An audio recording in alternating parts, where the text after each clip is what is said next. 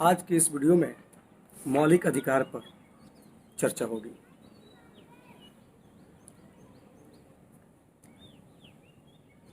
यहाँ तक तो हम जानते ही हैं कि भारतीय संविधान के भाग 3 में मौलिक अधिकार की चर्चा है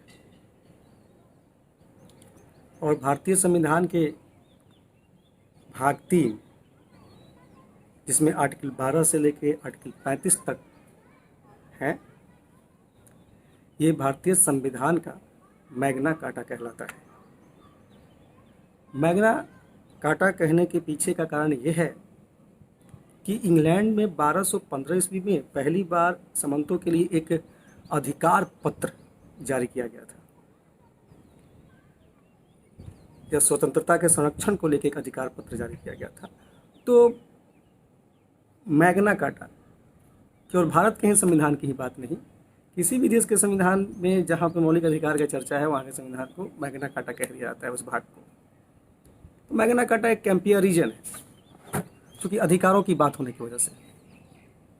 लेकिन भारतीय संविधान का भाग 3 में जो मौलिक अधिकार है वो भारतीय संविधान में अमेरिका के संविधान से प्रेरित है। ठीक है, अमेरिका के संविधान से। सबसे पहले ये जानना जरूरी है कि मौलिक अधिकार क्या है और भारतीय संविधान में इसको अंतर्निहित करने के पीछे का क्या कारण था। क्या तो देखो,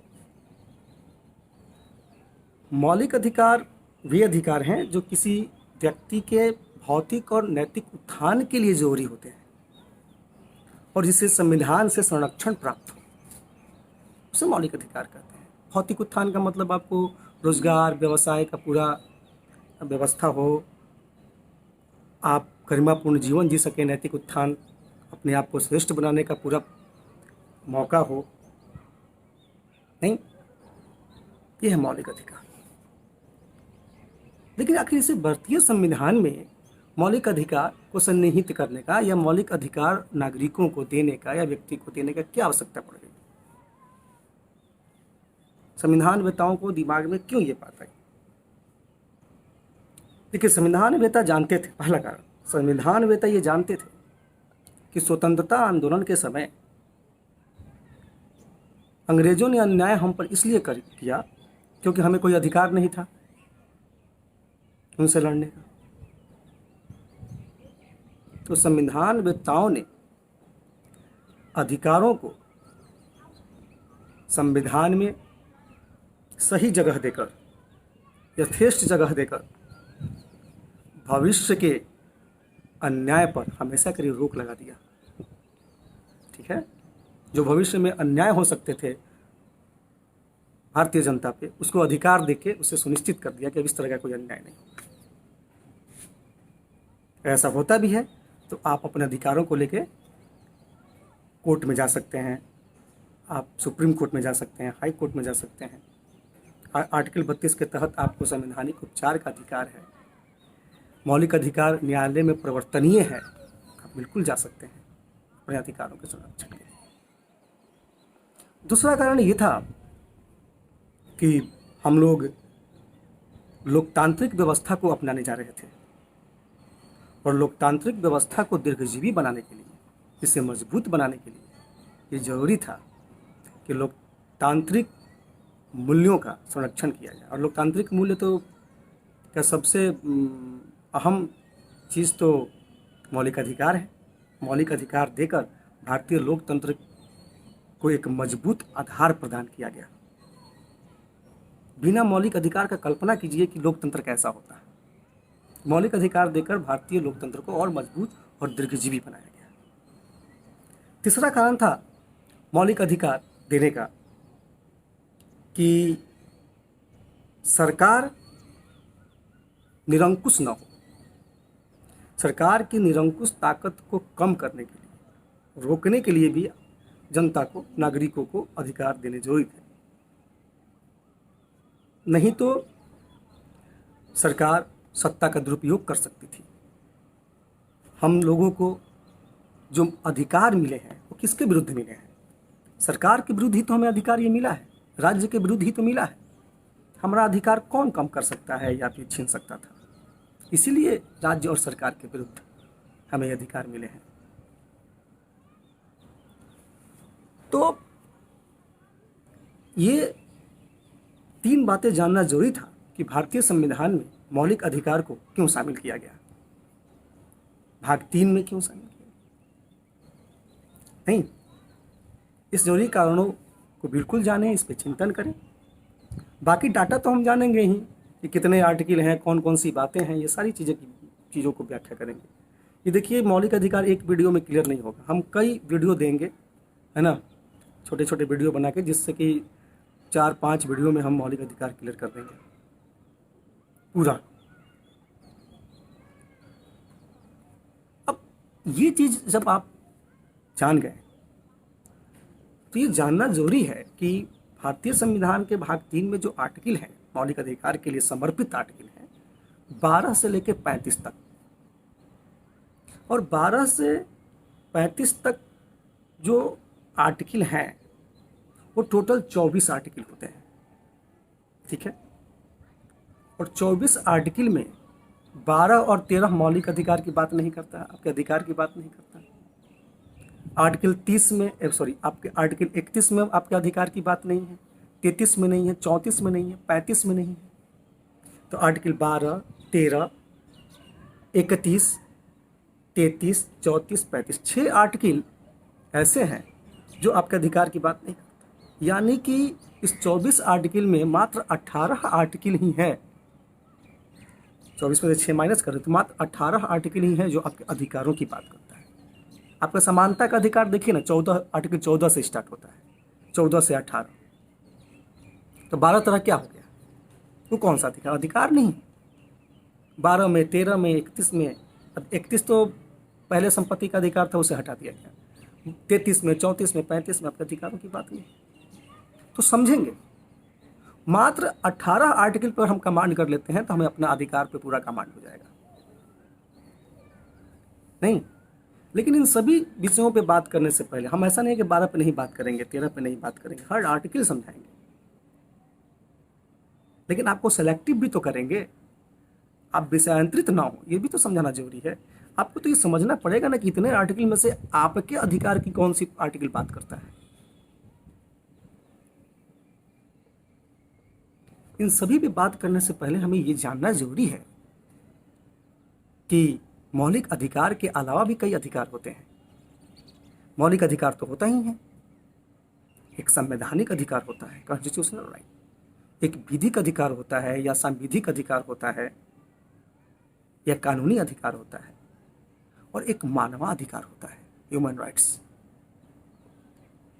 तो भाग 3 में जो भी अधिकार की बात है वो मौलिक अधिकार है, और भाग 3 के बाहर जो अधिकार है वो मौलिक अधिकार नहीं है। उसी में से कोई संवैधानिक अधिकार होगा, कोई विधिक अधिकार होगा। जैसे आपको वोट देने का अधिकार है, आपके संपत्ति के अधिकार हैं, ये आपके विधिक अधिकार हैं या कानूनी अधिकार हैं। वोट देने का अधिकार आपके राजनीतिक अधिकार है, पॉलिटिकल राइट्स हैं नहीं। ह्यूमन राइट्स जो आपके मनुष्य होने के नाते आपको प्राप्त होता है, आपको मानव होने के नाते जो आपको अधिकार दिए जाते हैं वो मानवाधिकार है, ह्यूमन राइट्स है। आपको जीने का अधिकार, आपको सांस लेने का अधिकार, ये सब आपके मानव होने के नाते प्राप्त होने चाहिए नहीं। तो जो मानवाधिकार है वो प्रकृति प्रदत्त अधिकार है, नेचुरल राइट्स है जो हमें मानव के होने के नाते प्राप्त होते हैं। और मौलिक अधिकार तो राज्य प्रदत्त अधिकार है, इसे संविधान के द्वारा संरक्षण प्राप्त है नहीं। आपको मानव होने के नाते जो रोजगार प्राप्त करने के अधिकार हैं वो भी आपके मानव होने के नाते आपको दिए गए हैं नहीं। इन सब चीज़ों को समझना पड़ेगा कि भाग 3 के बाहर भी कुछ अधिकार हैं जो मौलिक अधिकार नहीं है, वो किसी अन्य अधिकार में आते हैं, विधिक अधिकार के अंतर्गत आ जाते हैं, राजनीतिक अधिकार के अंतर्गत आ जाते हैं। समय समय पर संसदीय व्यवस्था भी कानून बनाती रहती है आपके अधिकारों को लेकर।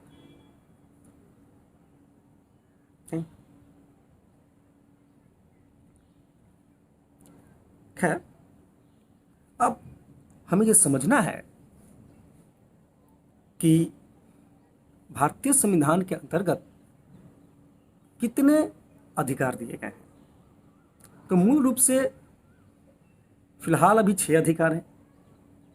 शुरू में 7 अधिकार थे संपत्ति अधिकार को लेकर। संपत्ति के अधिकार को जब निरसित कर दिया गया आर्टिकल 31 से, तो मात्र 6 बच गए, जिसमें आपका पहला अधिकार है समानता का अधिकार, राइट टू इक्वलिटी, जिसमें आर्टिकल 14 से 18 तक है। समानता के अधिकार में मात्र 14, 15, 16, 17, 18 यानी समानता के अधिकार को मात्र 5 ही आर्टिकल समर्पित हैं। ठीक है। दूसरा अधिकार आपका स्वतंत्रता का अधिकार है, जो आर्टिकल 19 से 22 है। 19, 20, 21, 22 मात्र 4 आर्टिकल आपके स्वतंत्रता के अधिकार के लिए समर्पित हैं। तीसरा अधिकार है आपका शोषण के विरुद्ध अधिकार।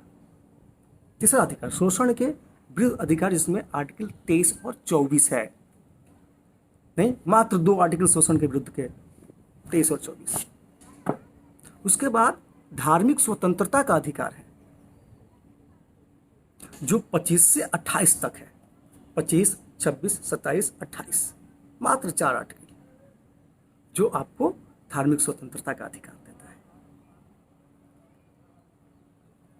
आर्टिकल 29 और 30 में शैक्षिक और सांस्कृतिक संरक्षण संबंधी अधिकार है, 5 हो गए। और छठा आर्टिकल 32 में संवैधानिक उपचारों का अधिकार है, जिसको बाबा साहब अम्बेडकर ने संविधान की आत्मा भी कहा है। आर्टिकल 32 को, संवैधानिक उपचारों के अधिकार को।